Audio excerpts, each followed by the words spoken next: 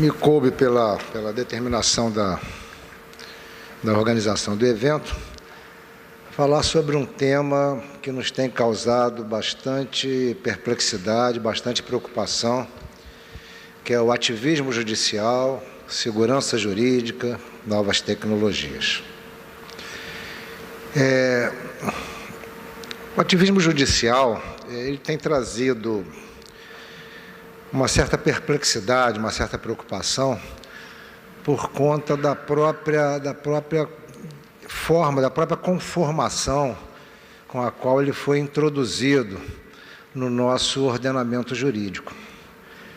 Nós tivemos uma Constituição Federal, em 1988, que ela surgiu depois de um período grande de uma certa ausência de liberdade democrática, de um período de autoritarismo, e a Constituição que foi editada e foi promulgada ainda sob a influência dessa situação, ela se tornou, ela foi, na verdade, concebida numa ânsia bastante acentuada de direitos, de liberdades.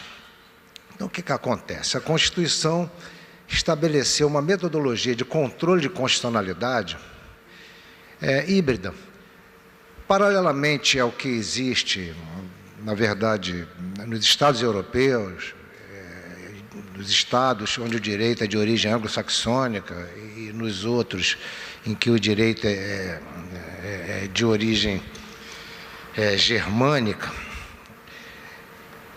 O controle da constitucionalidade, ele pode ser concentrado ou pode ser difuso. Concentrado é aquele que tem um órgão específico para exercer o controle da constitucionalidade. É uma Corte Constitucional. Na Alemanha tem 16 juízes na Corte Constitucional e eles, somente eles, exercem o controle de constitucionalidade de qualquer situação do direito concreto. Nos Estados Unidos, o controle de constitucionalidade ele é difuso. Qualquer um dos seus 30 mil juízes pode exercer o controle de constitucionalidade. Muito bem. São sistemas absolutamente distintos. A nossa Constituição adotou, por opção do legislador constitucional, um sistema híbrido. Ela adotou o sistema concentrado e adotou o sistema difuso. Aí já começa uma situação paradoxal.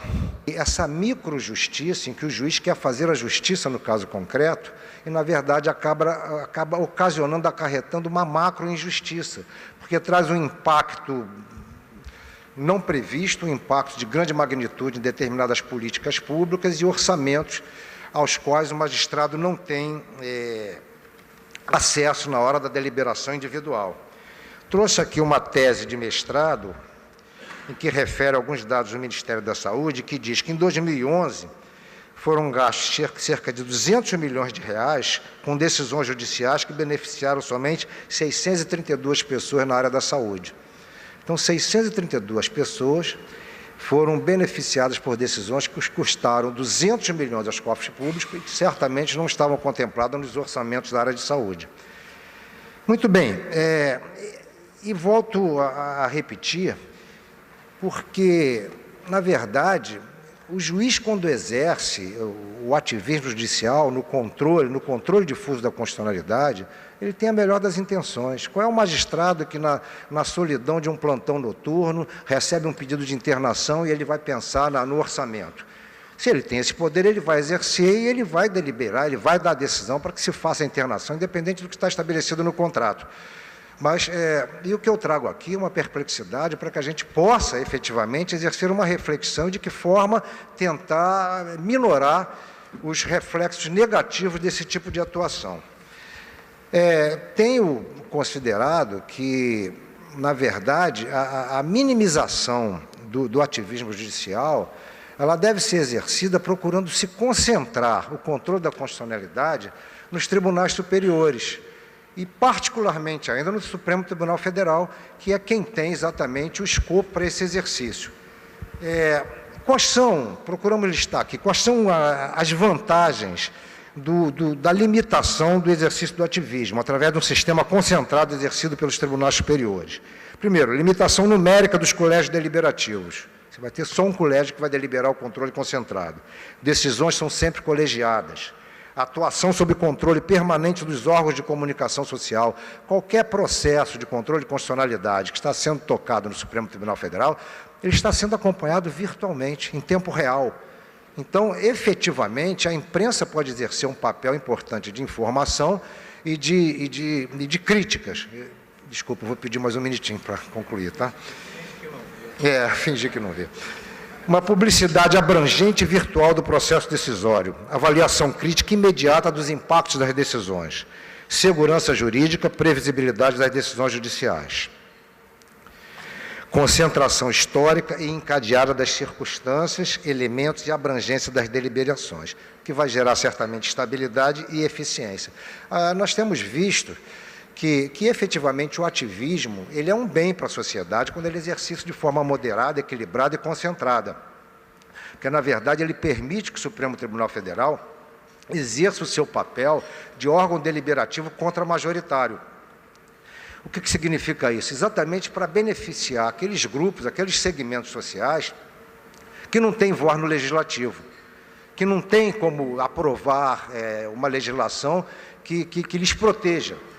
Então, o Supremo exerce esse papel, na verdade,